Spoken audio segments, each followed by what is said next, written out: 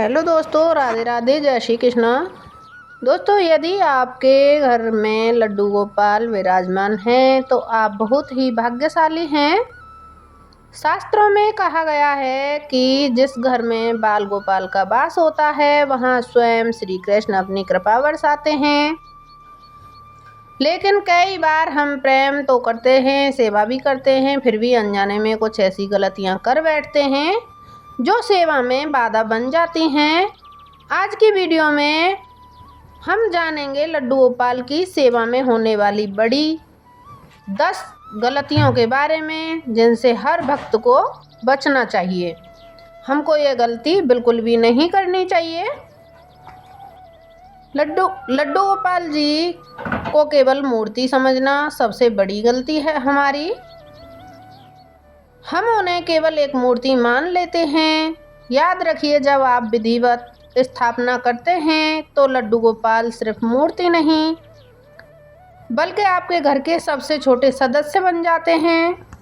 जैसे छोटे बच्चे का ध्यान रखा जाता है, वैसे ही उनका भी ध्यान रखना चाहिए।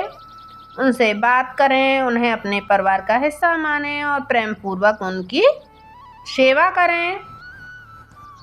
दूसरी गलती यहाँ पर आती है, कई लोग सप्ताह तक लड्डू गोपाल को स्नान नहीं कराते। गर्मी, सर्दी और मौसम के अनुसार उनकी सेवा करनी चाहिए। प्रतिदिन या अपनी क्षमता अनुसार नियमित रूप से उन्हें स्नान कराएं। स्नान कराते समय बहुत ठंडा या बहुत गर्म पानी ना लें। गर्मियों में ठंडा पानी लें और ठंडियों में गर्म पानी लें। जैसे हम नहाते हैं वैसे ही लड्डू गोपाल जी का भी ध्यान रखना चाहिए। तीसरी गलती है कि हम बिना भोग लगाए भोजन कर लेते हैं। यह गलती बहुत से लोग करते हैं। घर में भोजन बना और सीधे स्वयं खा लिया। यदि लड्डू गोपाल घर में विराजमान हैं तो पहले भोग अवश्य लगाएं, भले ही एक मिश्री, तुलसी दल या एक रोटी ही क्यों ना हो। भगवान भावना के भूखे हैं, दिखावे के नहीं। इसलिए उनके खान पान का भी ध्यान रखना चाहिए हमें। चौथी गलती है हमारी यहाँ पर कि हम बिना तुलसी के भोग लगा देते हैं। शास्त्रों में कहा गया है कि भगवान श्री कृष्ण को तुलसी अत्यंत प्रिय है।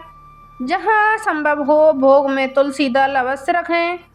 तुलसी के बिना भोग अधूरा माना जाता है।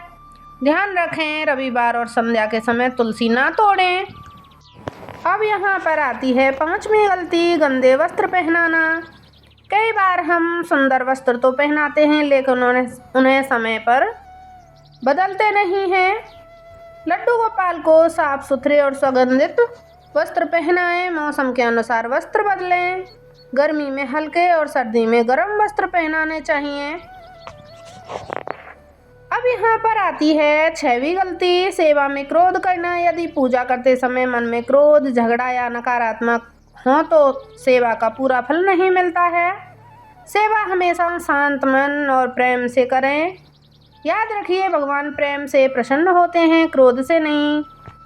7वीं गलती है यहाँ पर रात को जगाना। लड्डू गोपाल को बाल स्वरूप माना जाता है।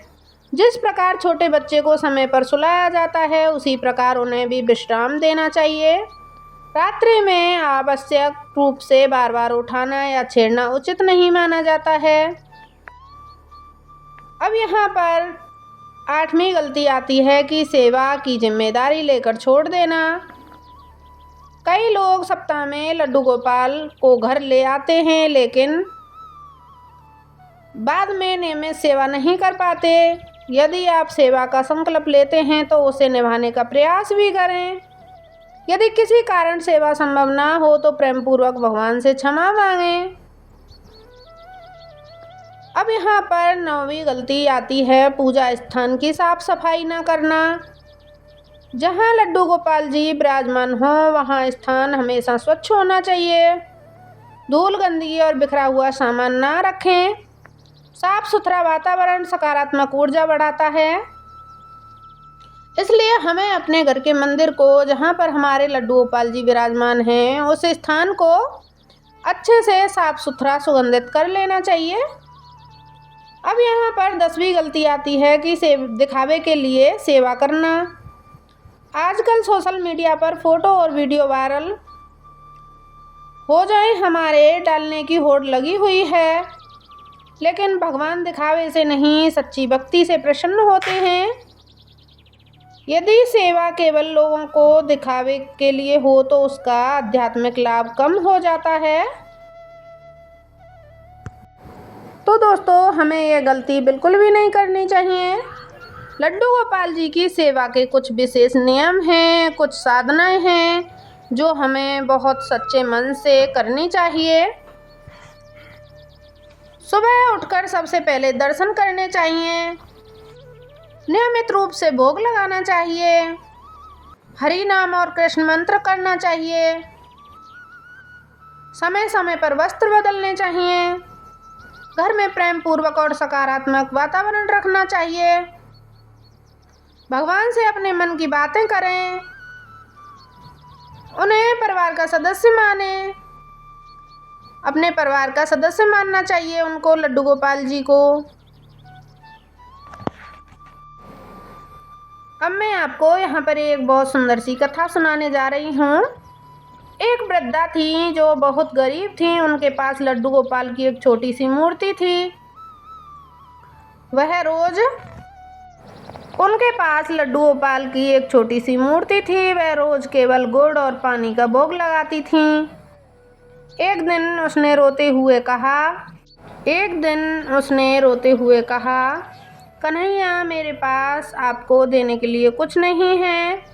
उसी रात उसे स्वप्न में श्री कृष्ण ने दर्शन दिए और कहा, माँ, संसार के 56 भोग से अधिक मुझे तुम्हारा प्रेम प्रिय है। दोस्तों, भगवान को धन दौलत कुछ भी नहीं चाहिए। उन्हें चाहिए सच्चा प्रेम, श्रद्धा और विश्वास। तो दोस्तों, कई बार लड्डू गोपाल जी को स्थापित तो कर लेते हैं, लेकिन कई दिनों के लिए बाहर चले जाते हैं और उनकी सेवा का कोई प्रबंध नहीं करते हैं। शास्त्रों के अनुसार भगवान भाव के भूखे हैं। यदि किसी कारणवश बाहर जाना पड़े तो भगवान से प्रार्थना करें और निजी किसी विश्वसनीय व्यक्ति को सेवा की जिम्मेदारी दे दें। यदि कोई व्यवस्था ना हो सके तो प्रेम पूर्वक क्षमा याचना करें और लौटकर पुनः नियमित सेवा आरंभ कर दें। भगवान को हमेशा ताज़ा और शुद्ध भोजन अर्पित करना चाहिए। कई लोग सुबह का बना भोजन शाम को या पिछले दिन का भोजन भोग में लगा देते हैं। याद रखिए, जैसे हम स्वयं ताज़ा भोजन पसंद करते हैं, वैसे ही भगवान को भी प्रेम से बनाया गया ताज़ा भोजन प्रिय होता है। कुछ लोग पूजा तो करते हैं लेकिन व्यवहार में झूठ, धोखा और बुराई नहीं छोड़ते। भगवान श्री कृष्ण गीता में कहते हैं कि शुद्ध मन और सच्चा आचरण सबसे बड़ा धर्म है। यदि हम दूसरों को दुख पहुंचाकर पूजा करें तो पूजा का वास्तविक फल प्राप्त नहीं होता है। जहां लड्डू गोपाल विराजमान हो वहाँ अत्यधिक झगड़ा, अपशब्द और कटु वचन नहीं बोलने चाहिए। घर का वातावरण जितना शांत होता है उतना ही सकारात्मक ऊर्जा बनी रहती है। अब यहाँ पर देखो, मेरे बेटे गए थे मंदिर तो वहाँ से वो पिक लेके आए थे मंदिर में भगवान राम की, लक्ष्मण की। तो दोस्तों, आज आपने जाना कि लड्डू गोपाल की सेवा में कौन कौन सी गलतियाँ नहीं करनी चाहिए। यदि आप भी अपने लड्डू गोपाल जी की सेवा करते हैं तो कमेंट में ज़रूर लिखें। जय श्री राधे, जय श्री कृष्णा। और यदि वीडियो पसंद आई हो तो लाइक, शेयर और चैनल को सब्सक्राइब करना ना भूलें। राधे राधे, जय श्री कृष्णा, जय श्री श्याम।